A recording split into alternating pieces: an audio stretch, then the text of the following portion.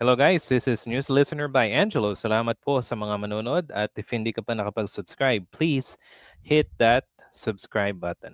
Okay, salamat po. Okay guys, pag-usapan naman natin yung kahapon or actually hindi kahapon. Actually kahit ngayong araw daw ay umuulan doon sa Davao City. Maliit na ulan pero binabaha yung kanilang syudad. Okay? At bakit sinabi natin na kahit maliit binabaha yung Davao City. Okay? Bakit? Kasi, syempre, yung flood control project or flood mitigation project doon sa kanilang lugar ay hindi epektibo. O, di ba? Kung natatandaan nyo guys, si Bongbong Marcos nagpalabas ng isang listahan ng 15 contractors. At itong mga contractors ay connected sa mga politiko. O, di ba? Ang galing, no? Yung kilala mong contractor, nakikinabang. Di ba? At alam niyo naman guys, yung nangyari sa isang politiko na nag-donate ng 30 million, tapos ano nangyari? Ay, isa palang contractor sa sa bansa. Nakakuha ng 4 ng ilang taon, tapos ngayon, halos sumobra ng 20 projects. O, di ba? So, yan. Yan ang classic na example ng corruption talaga, yung pinaka-obvious. Now, dito, sabi dito, walang bagyo, pero matinding ulan ang nagbabaha ng Davao City. Okay. Hindi lang actually, ito sa mga ilang lugar sa kanila. Yan. I think yan yung syudad. Ito din. At yan rin. Diba? So sabi ng mga ibang tao doon, at kahit kaunti lang yung ulan, bumabaha na. Diba?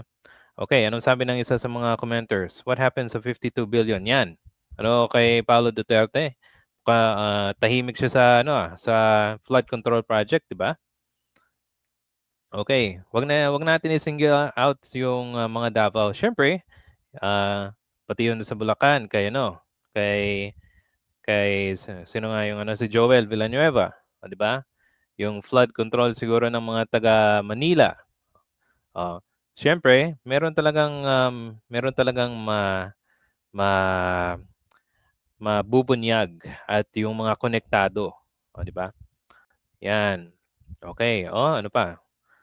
Duterte's flood control, umaabot yan ng 13 million. Last video ko, naipakita ko yung halos $500 million na inutang ni Digong for flood control project. Anong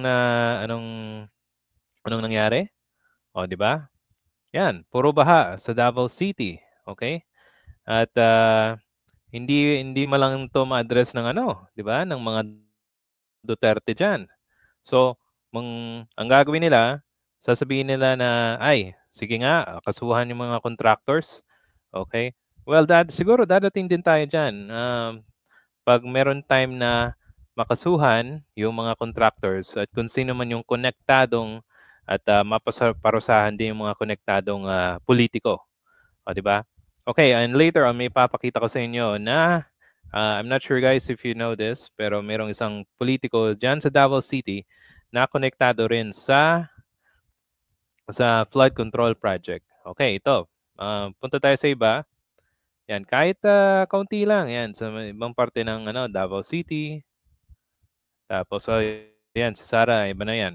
Ito yung sitwasyon kasi ang grabe yung ulan sa Sunstar Davao yan na news organization sa kanilang lugar.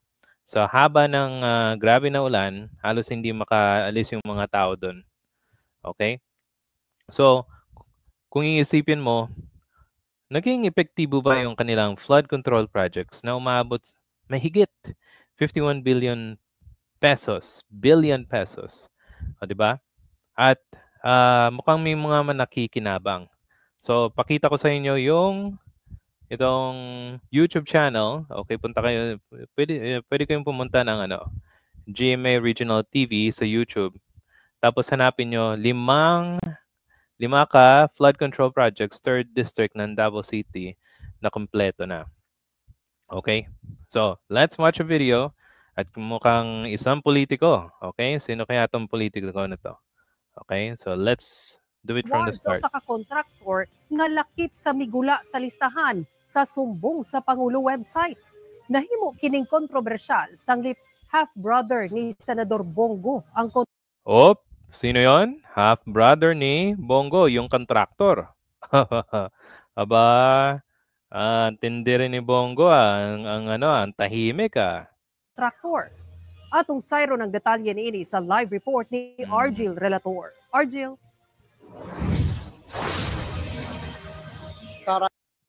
Pirma sa DPWH 11 nga natapos na ang 5 ka mga flood control projects sa 3rd District sa Davao City nga minilyon. Okay, so flood, so halos actually kompleto na daw, di ba? Now, meron itong papakita ko sa inyo sa ito, meron nasira dito.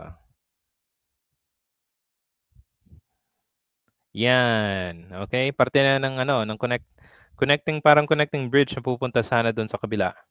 Kaso nga lang, ang yuta ang resulta sa pagkadanyos sa parte sa dike. Sira. Usa ang mga residente, inay mo agi dinhi sa overflow bridge, ilan na lang kining gisumpayan. Yan, nasira, di ba? Ito, another picture. Yan. Okay, so anong nangyari kasi substandard yung materials at madaling na nadurog at kitang-kita mo dito. Yan. So, grabe ang korupsyon sa flood control projects, di ba? Sa ating mga culverts na inilagay, lilis talaga yung daloy ng tubig during period for 5 years from completion.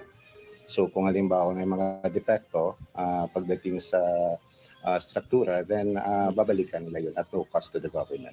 Gisulayan pagbisita sa GMA Regional TV 1 Mindanao ang opisina sa Alfredo Builders and Supply sa Okay, dito yung Alfredo, yung half-brother ni Bongo. Pero, anong kayang opisina ito? Mukhang regular na bahay lang to, di ba? Okay, and wala daw sumasagot sa kanila. Sa Bahada, Davao City, apan walay tao. Sa ilang yan. Okay, ito sige. Text message ka na mo. Gisalig ni ini sa DPWH ang pag-explain sa maong proyekto. Mihangyo ang DPWH. Okay, so mag-explain daw sila sa DPWH. Yun guys. So, hindi lang sa Bulacan, di ba? Saan pa? So, doon sa Sorsogon, sa amin, doon sa probinsya namin sa Iloilo. Saan pa? Saan pa? Yan, sa Mindanao, sa Davao City.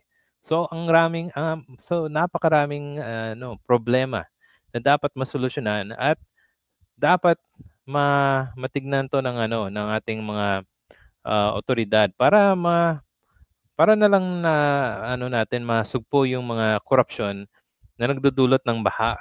Di ba? Substandard na nga, nagbabayad ka ng buwis, pero ang nangyayari, ganun pa rin. So, hopefully, yung mga investigasyon at kung as soon as possible, sana makasuhan at matapos na tong problemang ito. Di ba? Alright guys, thank you for listening. If you have any comments or suggestion, please write and subscribe. Yes, write it down and please subscribe to support this channel. Salamat po. Thank you.